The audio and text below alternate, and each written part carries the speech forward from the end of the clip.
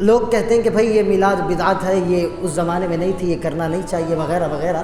اب میں یہاں پر اور تھوڑی گفتگو کرنا چاہوں گا، بہت وسیع عنوان ہے، اللہ اکبر۔ یہ بھی ایک اہم موضوع اور اہم ٹاپک ہے، آپ کو سمجھنا چاہیے کہ بھئی کیا میلاد نبی نے منایا یا صحابہ نے منایا؟ یہ سوال کیا جاتا ہے۔ کیا نبی کے دور میں، صحابہ کے دور میں اس طرح سے میلاد منایا گیا، لائٹنگ لگوائی گئی، سجایا گیا، لوگوں کو بلایا گیا؟ طرح طرح کے سوالات کیے جاتے ہیں۔ اب دیکھیے، سمجھنے کی بات ہے، ایسے بے شمار اعمال ہیں جو نبی کے زمانے میں نہ کیے گئے اور آج ہم اسے نیک نیتی سے کرتے ہیں، ہے یہ؟ مسجد کی بات لے لیں، آج جس مسجد میں آپ بیٹھے ہیں نا، مسجد کے لیے تو باضابطہ حدیث شریف میں حکم آیا ہے کہ مسجدوں کو پختہ نہ بنایا جائے۔ کیا سمجھ رہے ہیں آپ؟ مسجد کے لیے حکم آیا، اللہ کے رسول علیہ السلام نے حکم فرمایا ہے کہ مسجدوں کو پختہ نہ بنایا جائے۔ مگر آج مسجدیں پختہ بن رہی ہیں یا نہیں بن رہی؟ بالکل بن رہی ہیں۔ کنکریٹ ڈالا جا رہا ہے، سلیب ڈالا جا رہا ہے، فرشیاں لگائی جا رہی۔ تو مجھے بتائیے کہ کیا ایسا نبی کے زمانے میں یا صحابہ کے زمانے میں ہوا تھا؟ بلکہ ہونا تو دور کی بات ہے، منع کیا گیا تھا۔ لیکن آج ہم اسے نیک نیتی کے ساتھ کر رہے ہیں یا نہیں کر رہے؟ اب یہ نیا کام ہو گیا، وہ کام جو صحابہ اور نبی کے دور میں نہ ہو اور بعد میں جسے لوگ کریں اسے بدعت کہتے ہیں۔ نیا کام جو بعد میں ایجاد کیا گیا۔ لیکن مجھے دل پہ ہاتھ رکھ کے بتائیں، اچھا میں اور تھوڑی سی مثالیں دوں گا آپ کو۔ اب دیکھیں، یہ جو آپ نے ڈیزائن کیا ہے، فرش لگے ہیں کالمز پر فرش لگے ہیں، کیا اس طرح کا فرش نبی یا صحابہ کے دور میں لگا تھا؟ بولیے نا نہیں، ذرا زبان سے بولیے، نہیں لگا تھا۔ اب جو قالینوں پر آپ بیٹھے ہیں اور عالیشان قالینیں مسجدوں کے لیے لوگ دیتے ہیں کہ ایرانی قالین ہے، مہنگے قالین ہے، نرم قالین ہے، شاندار ڈیزائننگ والے قالین ہیں کہ تاکہ مصلیوں کے لیے راحت کا سبب بن سکے، کیا ایسی قالینیں نبی یا صحابہ کے دور میں تھی؟ بولیے تھی؟ نہیں تھی۔ اچھا، اس طرح سے جو ہم نل، پانی کا نل جو ہم بناتے ہیں نا وضو کے لیے، کس لیے بنا رہے ہیں؟ تاکہ مصلیوں کے لیے سکون فراہم ہو، اطمینان ہو، مصلی آئے تو پریشان نہ ہو، یہاں پر آ کر وضو کر لے۔ تو مصلیوں کے اطمینان کے لیے، ان کے اہتمام کے لیے ہم نل فراہم کر رہے ہیں۔ کیا نبی اور صحابہ کے دور میں ایسا اہتمام کیا گیا تھا؟ نہیں کیا گیا تھا۔ مسجدوں پہ ہم میناریں لگاتے ہیں، اونچے سے اونچے 20 فٹ ہیں، 30 فٹ ہیں، 40 فٹ ہیں، شاندار سے شاندار اس میں ڈیزائن کیا گیا ہے۔ کیا ایسی میناریں نبی یا صحابہ کے دور میں تھی؟ بولیے تھی؟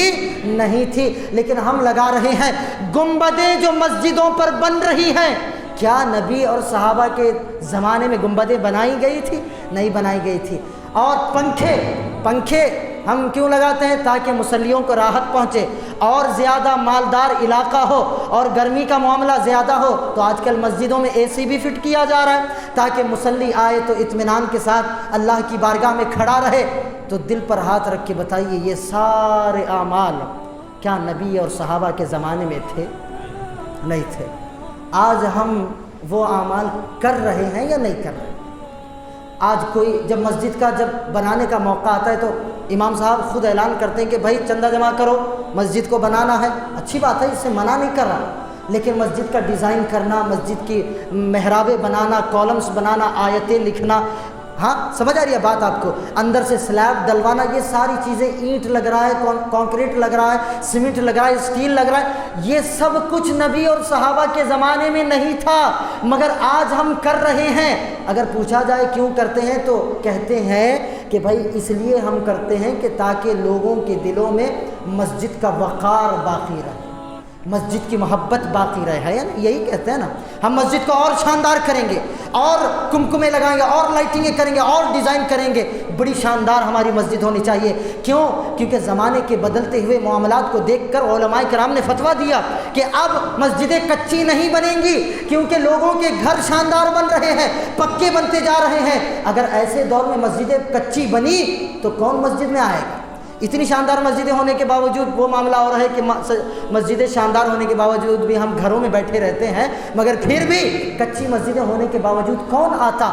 مجھے ایک بات بتائیے، جو بھی بندہ مسجد کی تعمیر کے لیے پیسے دے رہا ہے، قالین دے رہا ہے، کوئی مائک دے رہا ہے، کوئی فلاں چیز دے رہا ہے، کوئی کچھ دے رہا ہے تو کوئی کچھ دے رہا ہے، کیا وہ یہ سوچ کر دے رہا ہے کہ یہ عمل مجھے جہنم میں لے جائے گا؟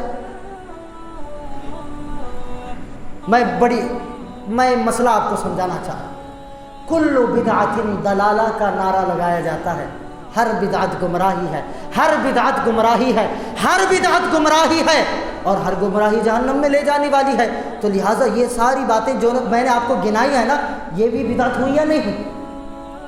جبکہ ہمارا موقف اور ہے کہ ہر بدعت گمراہی نہیں ہے، کوئی بدعت حسنہ ہے تو کوئی بدعت سیئہ ہے، کوئی بری بدعت ہے تو کوئی اچھی بدعت ہے۔ مجھے سچے دل سے بتائیے کہ اگر آپ قالین مسجد کے لیے دے رہے ہیں، 10,000 کی قالین ہے، آپ یہ سوچ کر دے رہے ہیں نا تاکہ مصلیوں کے راحت پہنچے اور میری بخشش کا سبب بنے، ہے یا نہیں؟ آپ مسجد کا مینار دے رہے ہیں، گنبد بنانے میں خرچ کر رہے ہیں، مسجد کے زیب و زینت اور آسائش میں پیسہ خرچ کر رہے ہیں، تو کیا آپ یہ سوچ کر دے رہے ہیں کہ میں پیسے دے کر جہنم میں جاؤں گا، میں قالین دے کر جہنم میں جاؤں گا؟ کیوں بھائی؟ جبکہ ساری بدعتیں تو گمراہی ہے، یہ بھی کام بدعت ہے۔ تو پتہ کیا چلا؟ ہر بدعت گمراہی نہیں ہو سکتی، کچھ بدعتیں نیک کام بھی ہوتی ہیں اور کچھ بدعتیں گمراہ بھی ہوتی ہیں۔ پہچانیں گے کیسے؟ ارے وہ بدعت کہتے ہیں نئے کام کو، وہ نیا کام جو دین اور سنت قرآن و حدیث کی مخالفت نہ کرتا ہو وہ نیک کام ہوگا۔ سمجھ آ رہی بات؟ وہ نیک کام ہوگا، اور ہر وہ نیا کام جو دین اور قرآن و حدیث کی مخالفت کرتا ہے وہ گناہ ہوگا، وہ گناہ ہوگا۔ تو اللہ اکبر، یہاں پر ایک جملہ کہہ کر میں اپنی گفتگو کو آگے بڑھاؤں گا کہ لوگ مسجدوں کی زیب و زینت میں پڑے ہوئے ہیں، مسجدوں کو پختہ بنانے میں پڑے ہوئے ہیں۔ توجہ میری طرف، بڑا پیارا جملہ دینا چاہتا ہوں۔ اللہ اکبر، لوگ آج مائک لگواتے ہیں، یہ مائک جس میں میں گفتگو کر رہا ہوں، جس میں اذانیں دی جاتی ہیں، جس میں اعلانات کیے جاتے ہیں، کیا یہ نبی کے زمانے میں تھے؟ کیا یہ صحابہ کے زمانے میں تھے؟ جب پوچھا جائے گا تو جواب یہی ملتا ہے کہ ہم مائک اس لیے لگاتے ہیں تاکہ ہماری آوازیں لوگوں تک منتقل ہو، ہے یا نہیں؟ تاکہ ہماری آوازیں لوگوں تک منتقل ہو۔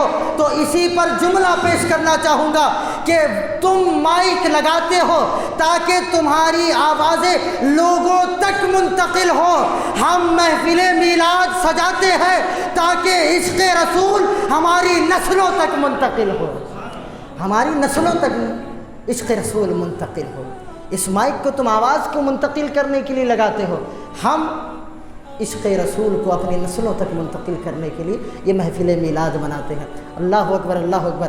حضرات محترم، یہ ذکر ہم نے کیا یہاں پر، میں آپ سے سوال کرنا چاہوں گا، کسی مفتی صاحب کے فتوے کی ضرورت نہیں ہے، یہاں پر ہم نے کون سا غیر شرعی کام کیا؟ ذرا آپ بتا سکتے ہیں، گنوا سکتے ہیں کون سا ایسا ہم نے کام کیا جو قرآن کے خلاف تھا؟